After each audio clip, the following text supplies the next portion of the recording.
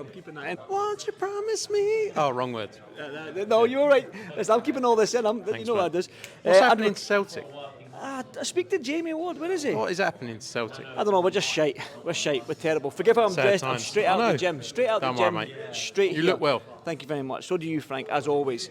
We're here in Newcastle. When I was looking at on BoxRec and looking at this card, the future for Matchroom is quite bright here in the UK with some of this talent that you've got, isn't it? 100%. We're excited about what the future holds. You know, some of the young stars on here, TMA8 and obviously Leo Atang as well, back out with his second fight. Adam Macka, another one from down the road to me in Brighton. You know, some great stars out on there as well. Brad Casey making his professional debut. He's not signed to us, but, you know, excited about the future of him. He looks like a great talent too.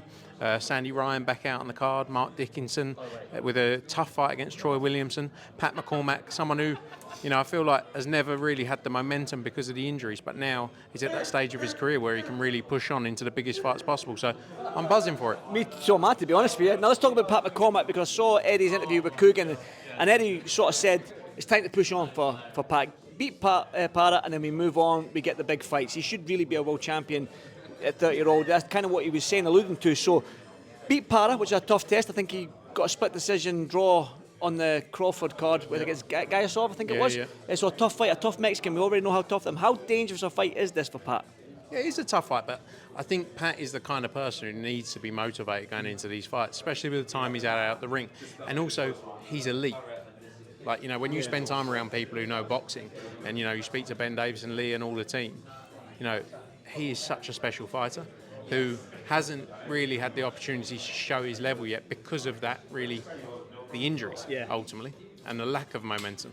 That's what all it comes down to. You know, so now is that time for him to press on. As he says, 30 years old, you know, and end of next year he's got to be looking at fighting for world titles. These are the kind of fights. There's no worth in him going into easy fights that mean nothing for him, that do nothing for him. And after this, we've got to step him up and get him back out, ideally by the end of this year too. Leo Atang, a heavyweight. Again, you know what fans and media are like. We're going to always say Leo Atang, Moses Atama, because we've got two young heavyweights coming through. Obviously, one's with Frank, one's with Eddie, but they need to keep building, especially Leo Atang. He's just turned 18.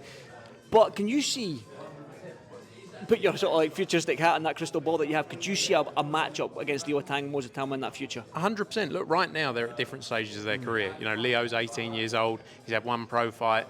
You know, Moses, we've seen what he's doing. He's a special talent. Some people develop that younger. Leo's got to be built in the right way. You know, we're looking for 7 fights from his first fight in the first year. So from July to July. This will be his second one. He'll be back out again in October as well, and possibly before again the end of this year.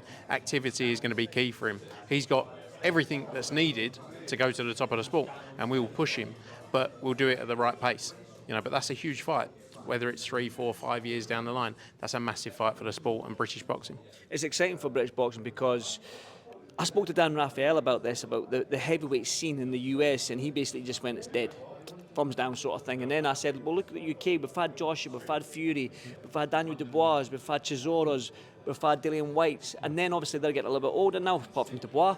But we've got this young crop in Leo Atang and Moses Atama. Could you see, especially your fight in Leo Atang, could you see him holding the heavyweight division for the next 10 to 12 years? 100%. 100%. You know, that's what he got in the sport for. You know, he looked at the journey of Anthony Joshua at the Olympics. You know, I remember we were talking to him. AJ has been like an idol for him the whole way through, you know, and that's what drove him into the sport. He can go all the way. No doubt. He's got to put the work in, he's got to put the effort in his early days. But, you know, the opportunity's there. One more, a fight that I'm really looking forward to is Adam Macka, watching him fight. I seen him out in New York.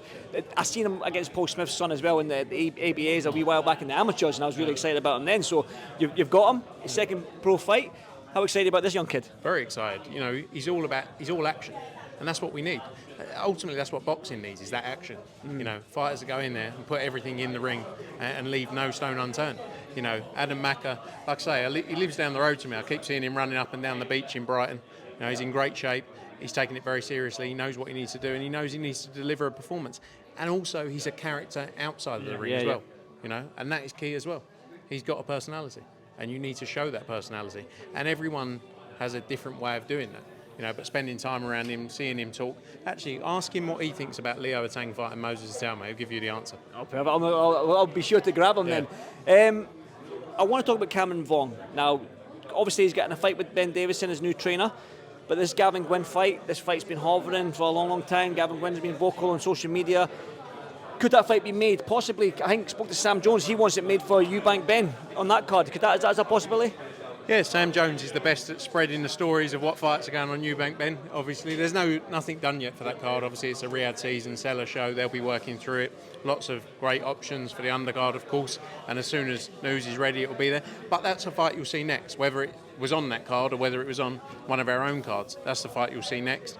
It's a rematch people want to see. It was a very close fight the first time round, and Cameron will want to prove himself, and he'll get that opportunity next.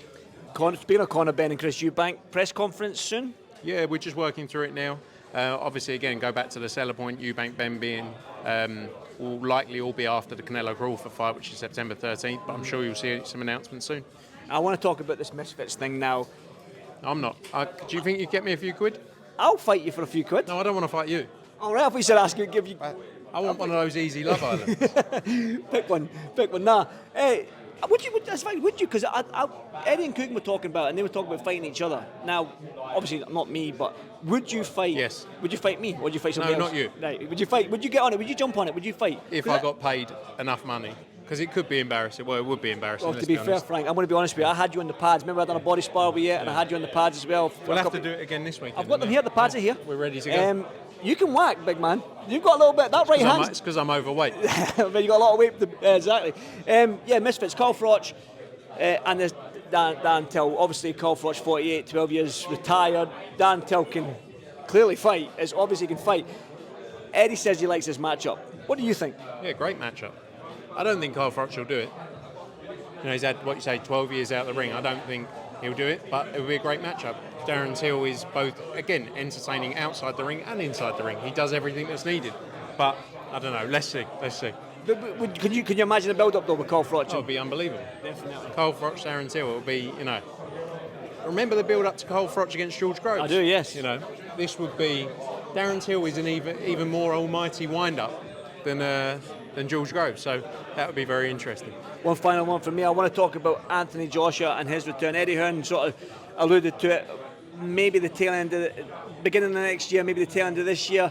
Obviously, he's had his surgery now. He's back training. Is that how you see it? Maybe the tail end of this year, beginning of next year. Yeah, I think early next year, most realistic in terms of the types of fights. You know, I've always said AJ is in the driving force position where he can pick what he wants to do.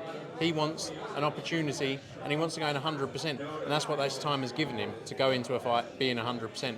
He hasn't stopped for 12 years in his career, you know, and I think having this bit of a break has been perfect for him. And Dan Barker of all people. Dan Barker of all people. Sorry about that. That's it filling up nicely here, Frank. Have I missed anything that you want to add? Look, you've missed lots of things, but you know, it's not my job. No, but you tell me what I've missed. No, I'm tell me what I've missed. Anyway, thanks so much, mate. I'll see you in the next one. Thank you, mate.